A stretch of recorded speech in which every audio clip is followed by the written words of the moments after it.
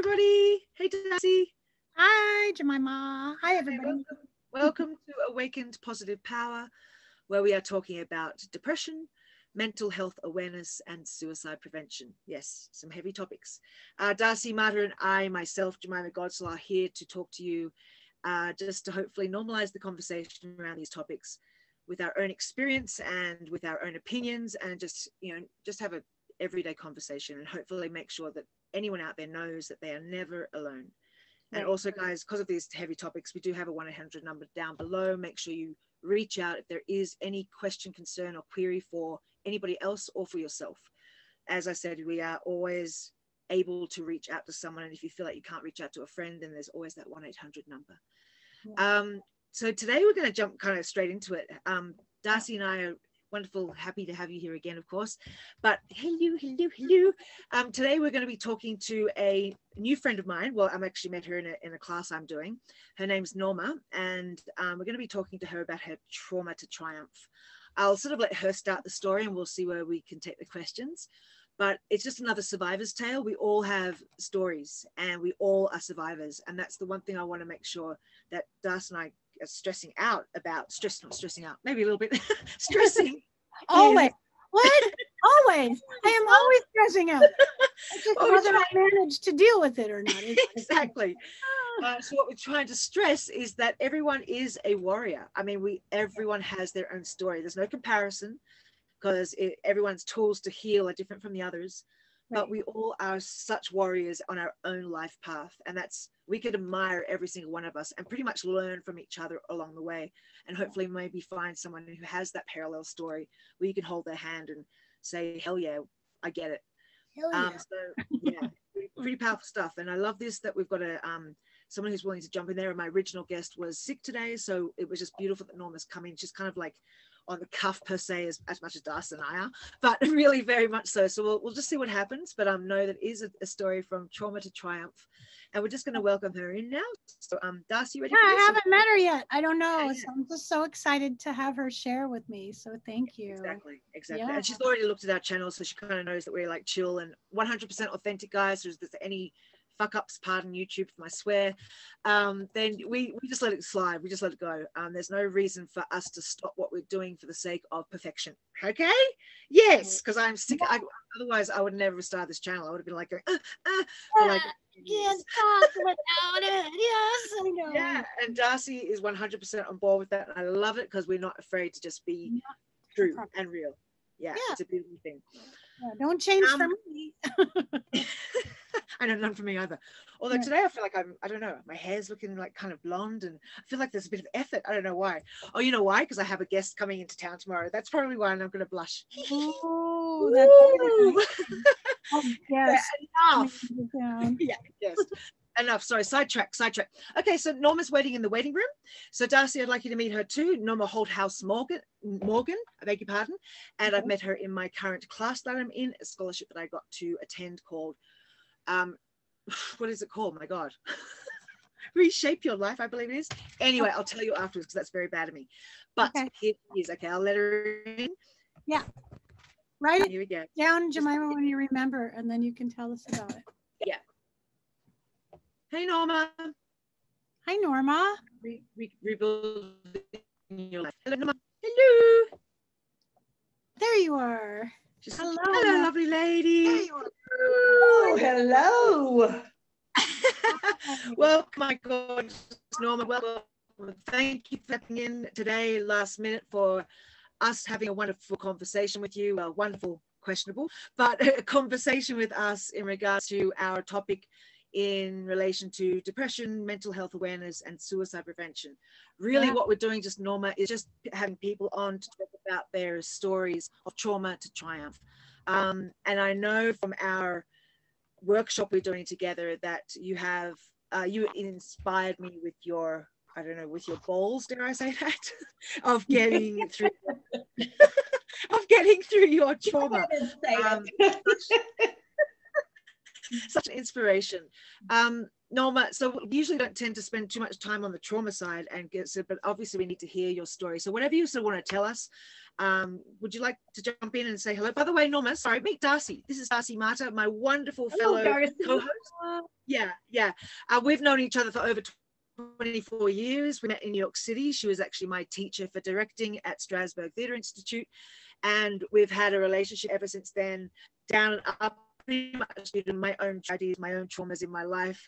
But I've finally come back in and I asked Darcy to join me on these conversations. And it's an honor that she has come along on board with me, because I would never think of anyone better to Thanks, Jemima. I'm so sorry. Your internet's going. You feel very safe. We've got a safe circle here. It is? Okay. Should I keep my, should I do a video like that? Do you think, is that better? Maybe. Is that a bit better now that my video's off? Well, when Norma's talking, yeah, you can have your video off. Yeah. And then when you need to say something, Norma, put back on. But okay, super. But Norma, don't feel pressured to go into details that are uncomfortable for you. You know, we started talking about difficulties and traumas with people and how we found a way to overcome those difficulties and traumas. And so whatever light you would like to shed on what you've experienced in life and how you've gotten to the place where you are now, we're really looking for that. Okay. Well, I got married when I was 17, way too young, but it is what it is. Right. And shortly after the marriage, it became abusive, both physically and verbally. And I stayed in that marriage for 12 years until, you know, that they say you're not supposed to make an ultimatum with God. Well, I made an ultimatum. You either let me die or you make me start using the backbone I had. And apparently he heard me. And I got out of that marriage, and my self-worth, my self-esteem, everything, it was under the bucket. And I went into extensive counseling. Any self-help book I could read, I read. I was constantly had my nose stuck in a book. And then it was, I don't know how to, it was my motto in my mind, one step, that's all I have to do today, one step. I had to do something good for me, one step. And I had this vision of a mountain. And the one step was, at some point, I'm going to reach the top of that mountain and the sun's going to shine on me. That's amazing. And it was just one step. I would tell myself every day, one step. You have to do something for you today, one step. Then I met another man, and he wasn't abusive. He just played mind games. And he did some really checkered stuff while we were married. And I carried around that baggage with me for quite a while. Did you take on all that guilt? Did you take on a lot of guilt from his behavior? Yeah. Yeah, it was. I carried it with me until it was like, that's not yours to carry. That's right. That's right. I told myself that I would never, ever, ever get in another relationship. Yeah. Until I knew who I was as a person, what I was willing to accept, what I was not willing to accept, just all of it, just what I was willing to put up with. Right. And I started learning to drive truck, and I drove truck, and I was in the truck by myself all the time. And I didn't listen to the radio, and I never had my CD on except real low so I could hear in case something, there was an accident up a front or whatever. Mm-hmm. But if something would pop into my mind, I would jot it down and make a note, whether it was an inspirational thing, whether it was just one of the things I always kept on the dash of my truck was SU4Y, show up for yourself. Yeah. Brilliant. And it was, I kept it there. At the end of the day, when the end of my time of driving time was done, this is my book of all the stuff I have filled with just stuff that has popped into my mind, inspirational stuff. That's great. Are you going to publish it, Norma? I'm sure we all need a bit of it. I have actually thought about that. Yeah. Yeah.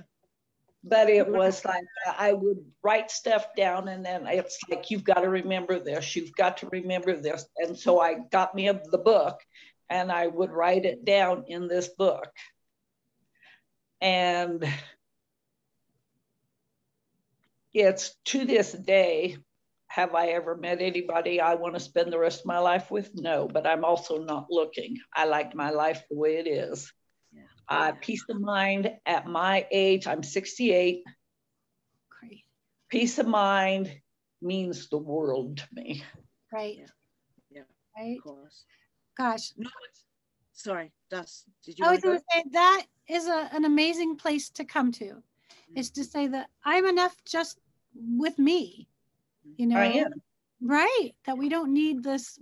I think a lot of times women particularly are kind of fed this idea that we have to have a partner, you know. Well, I think that goes back to our parents, because you know, it was, you had to have a mate, and you were expected to get married, you were expected to have kids, you were expected to wait on the man, you were expected.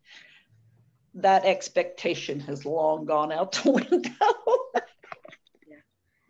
But it kind of hasn't. I mean, it has on the surface, but I think in our subconscious, we are still walking around going, I'm not enough if I can't attract a partner, you know, if I can't attract a husband, or, you know, or this type of partner or that type of partner, then I think I must be less than others. I mean, there's a sense of unworthiness attached to it. There's a sense of I'm unlovable, which comes from that sense of unworthiness within. That seems to be the stigma still, you know, with that sort of partnership, you know. Yeah. Norma, I wanted to ask, it really sounded like something that Darcy and I were talking about a couple of weeks ago in terms of boundaries, you know, what you were willing to put up with, what you were willing, how you sort of had that shift in your mindset of finally, with the relationship, the second relationship, of working out what your boundaries were to move forward. Is that correct? Or like, if that's the case, what sort of, how did you discover that within you? How did you create those boundaries? What went on for you there? Just no lies. Don't feed me full of bullshit. I'm not a teenage girl. I don't need bullshit in my life. Just be honest with me. But how did you know about the bullshit? Was that trusting your instinct, or was that was, I've started to I would always, beforehand, I never listened to my gut. And after this, my gut told me, you know, do I trust this person? Do I not trust this person? Do I, you know, and my gut feelings, just driving over the road, my gut feeling has kept me out of a lot of trouble. It was just, you know, it's like, you don't need to go in that area this time of the night. This will wait till the morning. And it was just, I just started really, really, really paying to what my gut feeling was telling me. Beautiful. Right. It's hard to apply that to yourself in relationships. Like it's, you know, you can find a way to apply it to yourself at work, you know, or right? We apply it to ourselves in, you know, common sense, traveling maybe, or with work stuff. But, you know, when you get in a relationship and somebody's looking at you and saying, oh, you're all that, or you're wonderful, or we could be so great together. It's really hard to turn that around, right? And look at you. I did have a date with a gentleman. We went to dinner. He called me the next day and wanted to know what size ring I needed, and I wore, and I said, you don't need to know what size ring I, and he said, well, we need to move this along. And I said, we don't need to move anything along because I don't know you. Yeah. And he got really upset with me, and he said, I can't believe you gave up on us that fast. You're like, It was like, there was no us to begin with. Yeah, totally. My God. Wow. Well, I've had that experience. I remember being on a date with somebody, and actually he was a musician, and he goes, I'm working on some music. I'd really like you to hear it, and I'll make you dinner. And I'm like, great. So I went over to his place. He's made dinner and he's playing his music. I'm like, that is beautiful. I love this. And, you know, we talked about music quite a bit. Next thing I know, he's talking about babies and like, let's go out again. And he's talking about, you know, buying a house and where would I like to live? And I said, you know, I gotta go. Yeah, exactly. I'm sorry, I really like your music and you're a great cook, you know, but gotta go. Well, it was kind of like, okay, what are you trying to hide that you're trying to move this along? Yeah. So Yeah. What do you want me? Ladies, it's really beautiful. Sorry, side note. Norma, one other question I wanted to ask you was when you were talking about one step at a time, what was it like on those days where you felt like you couldn't take that step? How did you move forward? How were you strong within to not feel like that was a failure for you of those days that was just, maybe you didn't take that step, but just taking the day of surviving was the biggest step in itself. I mean, what was your sort of way around those hardest days of that experience? My hardest days, I did a lot of crying, because when I was growing up, I did not grow up like that. My parents were loving parents. They didn't fight. For them to have an argument, if they did, it was not done in front of us kids. And I was not used to any of this. Yeah. I was super naive. Oh, yeah. And it was some days, if I didn't take that step, tomorrow's going to be better. That sun is going to be on top of that mountain waiting for me. It may take me a day longer. It may take me a week longer, a month longer, but I will get there. Bless you. It's a lot of internal strength there, especially for someone so young. I mean, would you put that down to your upbringing being so loving, or would it be just you found that backbone within yourself, or is it both? Or well, I've done a lot of thinking since all of this, and it's kind of like, I remember when I was a kid, I was the middle child. I was by myself quite a bit. But I can remember I was raised on a farm. I can remember going out in the pasture, and to me, it's what's over the next hill? What's over the next hill? To me, there's always something over the next hill to see. There's always a new adventure to see. There's always somebody new to meet. There's whatever, a different culture. It didn't matter. That's what drove me. And I thought, you've lost all of that. You will get it back. Wow, Norma, it's amazing. Yeah, you are remarkable. Yeah, and a pretty powerful woman in the house. I'm going to ask you if I can read you something. Please, yeah. Please. Okay. The yoga studio where I go to, a year ago, I was a journey yogi for them, and we sent out inspirational messages at the beginning of every week. Wonderful. This is one of the first ones I ever sent out. It says, good morning, everyone. I'm your journey yogi, and I'm here to offer you inspirational help, a listening ear, or a cup of java if that's what's needed. So here we go. I love the river, and I've read about the rivers. And this is your life in the river.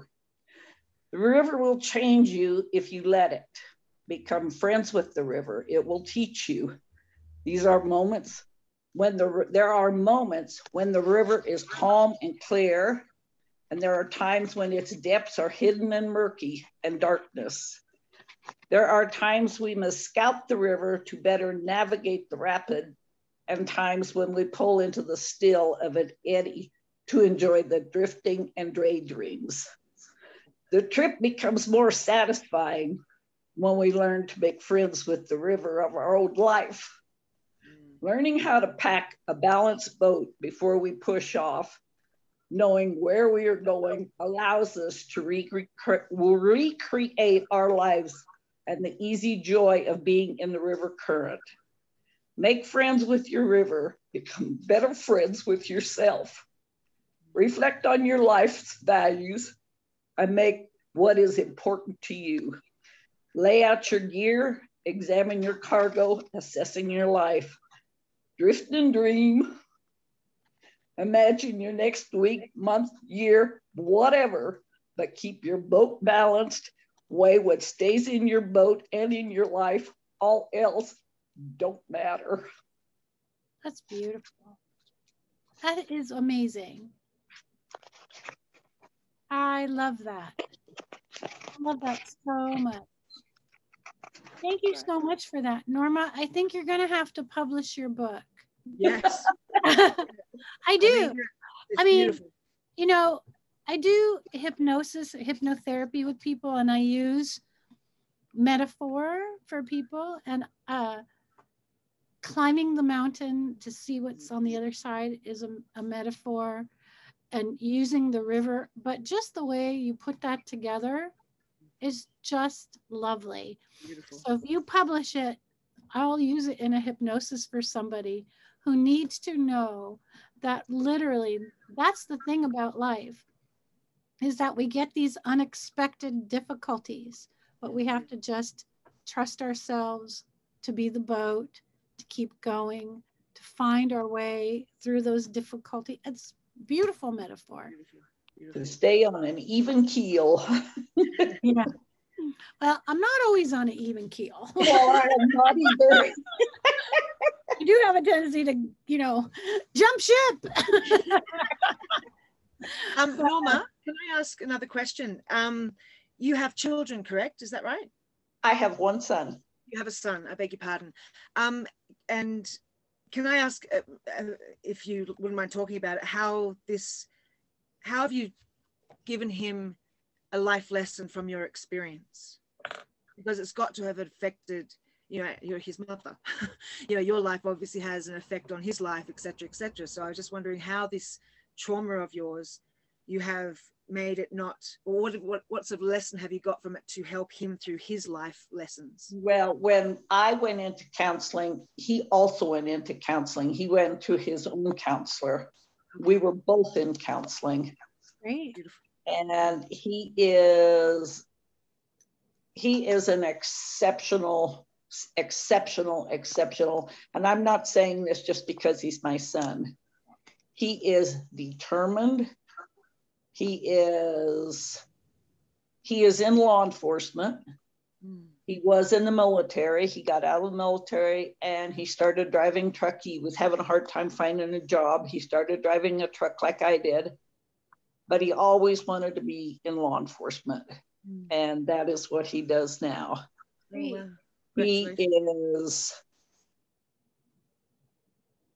doesn't look at people that get arrested as they're just nobody. Mm-hmm. He looks at them as they made a mistake. Beautiful. We all make mistakes, but they're still human. Totally. Right. And don't you think, Darcy, don't you think that sounds like the lady in the house? Don't you think there's a thing to the personality there? I don't know. It's very similar. Sounds like it. That sounds like you've given him some grit and resilience, and also compassion. You've given him a lot of compassion. We are each other's sounding board. Bless. Yeah. Beautiful thing. Wow. And Norma, so what do you do these days for healing tools to maintain your healthy status quo, dare I say, in terms of your life these days? What's your involvement? I meditate every morning. I do yoga. Either I go to the studio or I do yoga at the house. That's awesome. When I feel just even a tad bit of stress, the first thing that pops into my mind is park your ass, get on your butt, meditate. Beautiful. Can I ask you how you came to understand how to bring meditation into your life? Was that from your parents? Was that just from reading? Was that just That was just from reading. And when I first started meditating, I was still driving over the road. I didn't know how to meditate. All I knew is I had read about inhaling, your breath, your breath, your breath. You remember the Green Mile? Yeah. When the actor lets out all the, I would breathe in, I would think that sun is coming in through the top of my head. And I would try to imagine it going all the way down through my body. And as it's coming up, it's bringing all the negative garbage up. And I literally would open my mouth like that guy in the movie did. And I would visualize all this black negative crap coming out of my mouth. Wow, it's amazing. That's a real powerful image. Yeah, isn't it? Yeah, really powerful image. You're pretty powerful, Norma, for that self-discovery, you know, for that self-awareness and just personal development with something so profound as meditation, like to just discover it yourself and have that profound analogy with it. Like, wow. I mean, you know, it was like I had to have something to where I could connect.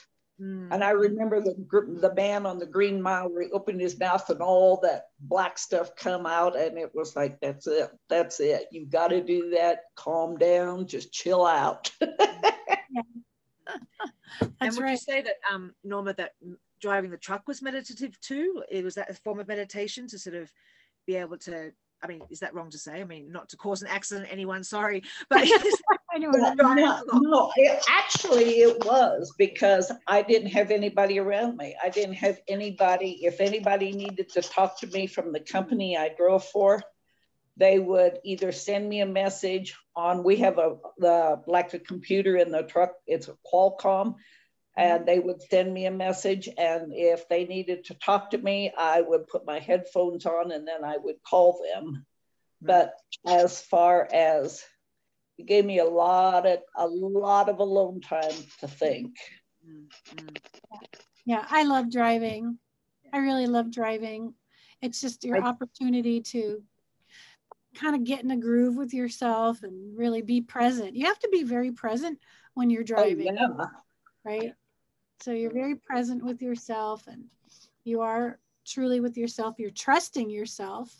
I mean, and you're in your power when you're driving too, right? So that makes a lot of sense to me, why that would really work for you. That's really a beautiful thing. That's really beautiful. Sorry, go.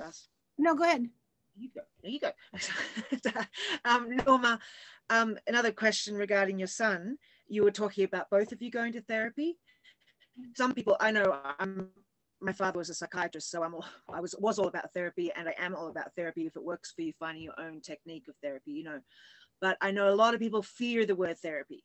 And for you and your son to be partnering in your own individual therapy, but for the well-being of each other, as well as the individual, how did you normalize that? Like, how is that such an acceptable thing in your family? Was that just how it was okay, or did you have to talk with your son about how it could help him, or what was the sort of way you got around to going to therapy per se, with you and your son to help through these traumas that you've been through? Well, I told him, I said, with everything that has gone on, we need to get all the crap out of us, or we're going to carry this crap with us the rest of our life. And I don't want to carry this. I don't want it with me the rest of my life. It had to go. If my family, like my brothers and sisters, didn't understand, it's, oh, well, you didn't walk in my shoes. Yeah. Was it a thing? Was it an odd thing for your family, or was it an acceptable thing? There's sort of a generalization where some people go like, I don't know. They never really talked to it. They've never really said anything to me about it. Okay, well, good for you, and I mean, good for your son. You guys have got a great team going on. I mean, really, because I mean, without that help, your meditation, the healing with each other, the therapy, I mean, who knows where you'd be. And just to work together as a family unit, it's such a beautiful experience that you're giving your son. Really fortunate. Really very fortunate. We are very, very close. Very close. Oh, Beautiful. that is really lucky. Like he has my back and I have his back. So Yeah, beautiful. That is really lucky. That's really lucky. Mm. I know that it is it's an unique individual thing that you have, Norma, that you have this strength inside of yourself that comes up when you need it most, you know. And I know there's a lot of people that don't have that, and I just want to put that out there, that that's okay, you know, that if you feel that you can't get yourself moving forward, that there are people out there to help you try to move forward, like Norma found it in herself by reading and getting herself going. And I know for other people that may not work for them, but they may need to go find somebody to help them move exactly forward, right? Yeah. Yeah. You know, so I think that you are such an amazing person to be able to lift yourself out of your difficulty and well, move. thank you. Yeah. Yeah, seriously. I mean, Norma, I asked you because, and thank you for coming last minute, because the first night I heard your story at Rebuild Your Life through Therapeutic Expressions, guys. That's who we're working with at the moment. It was just an outstanding. I was just overwhelmed with how strong you were and how compassionate you were with that, with your own trauma and the sensitivity you had to everybody else. And seems no bitterness or anything. It seems like there's such a strength within you, like got this groundedness energy within you, which was profound. So I admired you, and I wanted to, here you are. we actually got put together by Candace. Jemima. Yeah, no, really, that was such an honor for Candace to put us together as life partners. We're grouped together with these partners at the moment, and Candace put Norma and I together in this our first round, and I was like, woohoo, I got Norma. I was pretty honored, because I knew a lot to learn, and this is just a really phenomenal experience to have you on here and talk to people in regards to, you know, the recovering their own trauma. Yeah, sorry, Darcy, you want to say something? Yeah, I have a question. When you were first going through your therapy and beginning to move yourself forward, did you find that you needed to work on forgiveness for yourself first before you could move I had forward? a hard time forgiving myself. Did you? But it finally came, because it was like, I told myself, I can hang on to the anger, I can hang on to the hate, but where's it taken me? Yeah. Right. And all I could envision was, you're going to think this is crazy, I could see myself getting old and just being this crabby, bitter old woman. And that's not what I wanted. Great. That's not crazy. That's beautiful awareness. That makes really, that's sense. Awareness. Right. Because, you know, a lot of times when a person is a victim of abuse and trauma and difficulty to the extent you were, they take on all that guilt. Like we said at the beginning of this discussion, did you have a lot of guilt with that?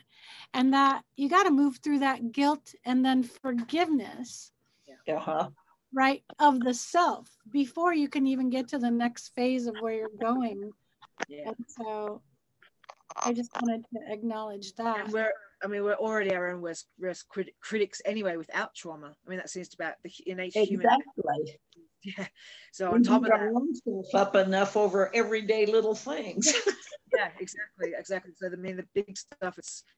We all know. I know, Darcy, you've got situations like that, and myself, where it's so hard. What we've been through, it's so hard not to come to forgive yourself. And the irony is, it's kind of sometimes easier to forgive the person who's caused you the trauma first than yourself, which is kind of twisted in itself. But hey, if it comes to the end that we're all forgiven, that's the main thing. So anyone out there, work through it and come to that place of forgiveness, and you'll find that inner peace, I believe, that inner peace. Well, my son had asked me, this has been some years back, about my ex. And I told him, I said, I've forgiven him a long time ago. And he looked at me and he says, you've forgiven him?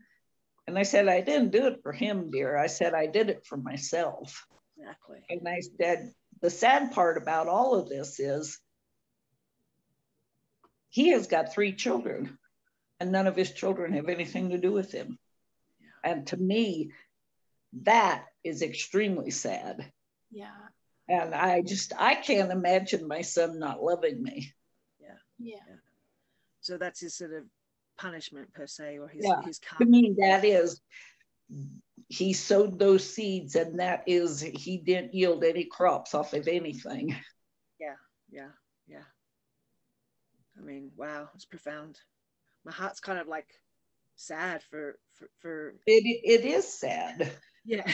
I mean, that's kind of twisted to say that, but I hope I don't offend you by saying that, Norma, but I really, I feel sort of sad. Oh, no, because I think the same thing.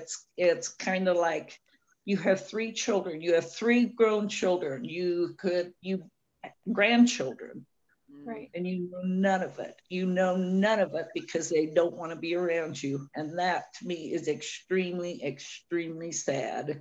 Right. It's really, it's amazing. Yeah. Das, No. do you want to pull a card or finish with I'm speechless. Ladies, I'm telling you, Norma, that's a big accomplishment right there. It's a first, one of the few times. Yeah, I mean, Norma, would you I don't know, do you want to say anything else, Norma, to round up your conversation, if you have a wise word? Put anything out there to people who are having difficulties. Yeah, like anything that you're not alone. You may think you're alone in what you are going through. You're not alone. You would be surprised that you're walking along somebody in the grocery store. They're going through the exact same thing you are. Yeah. There is somebody in that store that's going through exactly the same thing you are. You are never alone.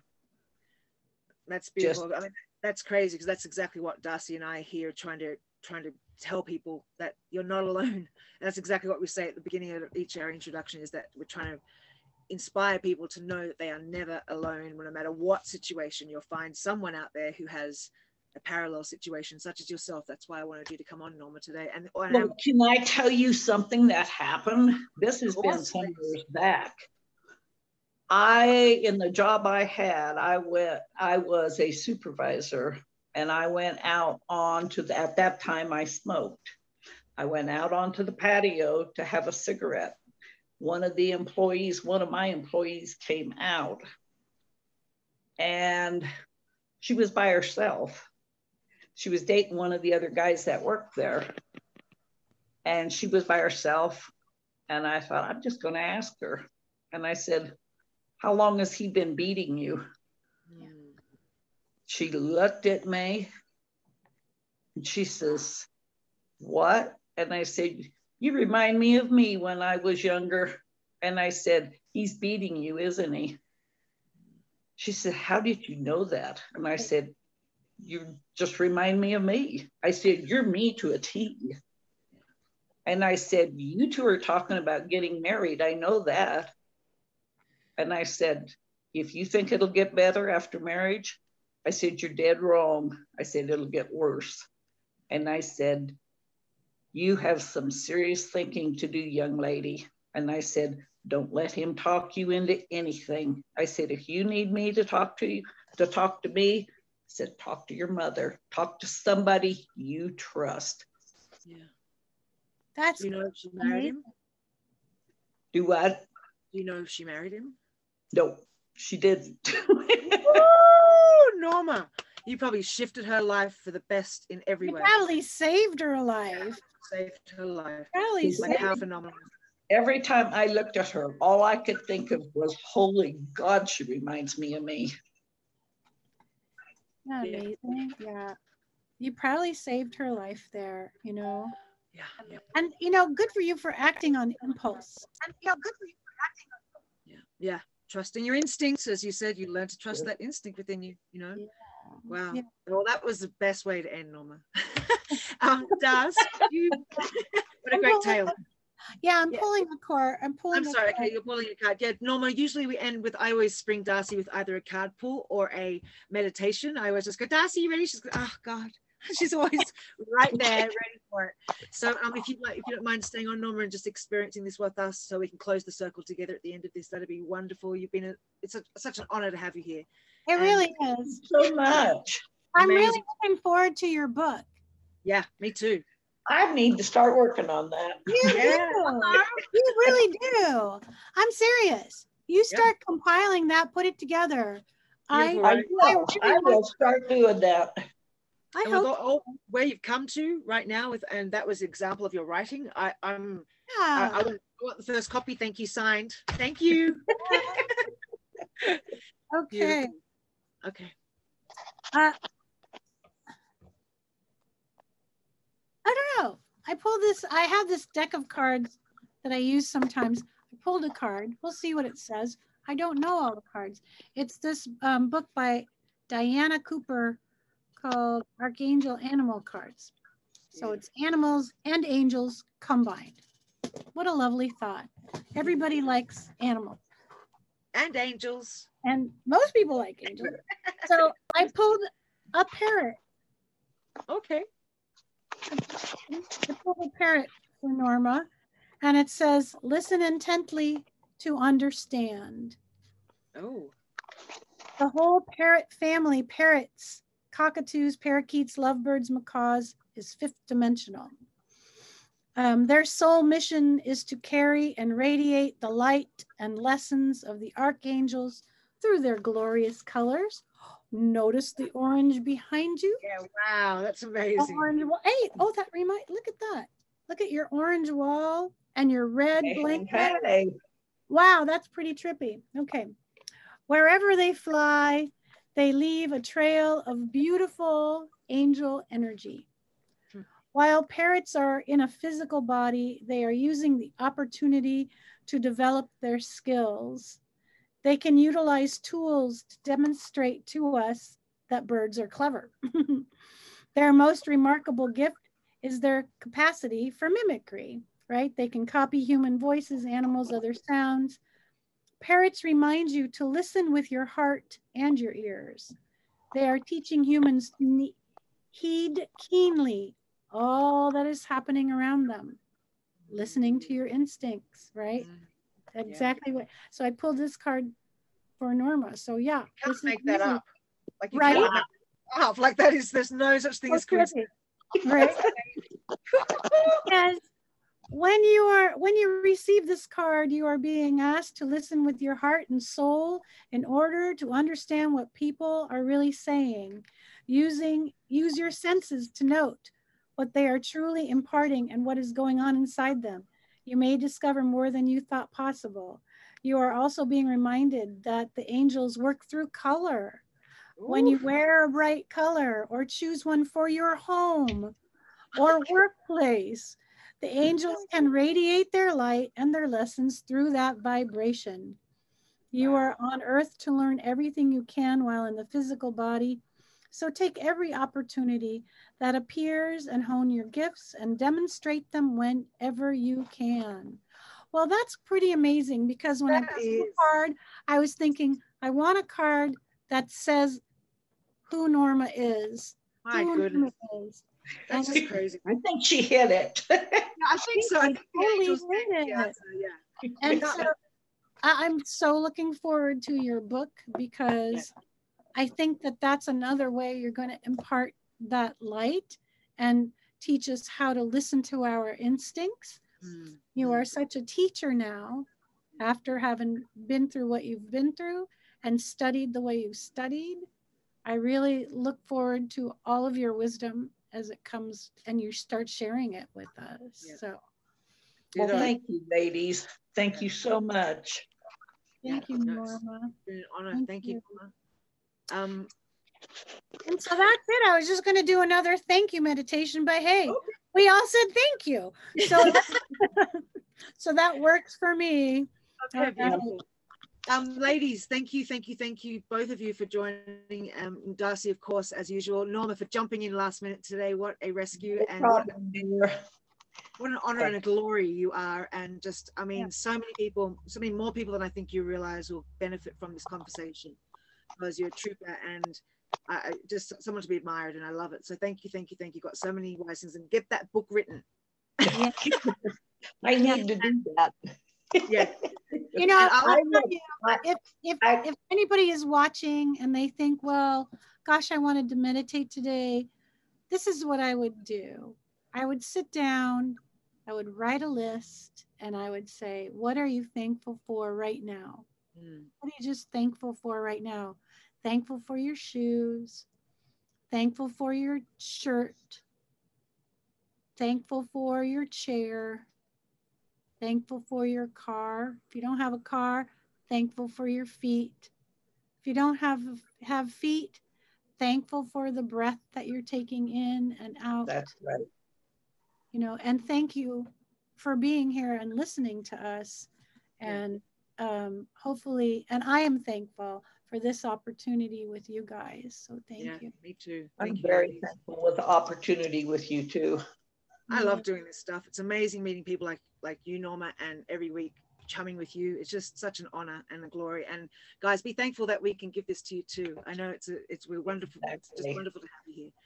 Yeah. Okay, ladies, over and out. Peace, peace, and love. And I'll see you all soon. I will see you Tuesday. Yes, Tuesday, if not before, Norma. Thank you. And Darcy, I'll see you soon too, my love. Yay. Bye. Nice to meet you. Bye.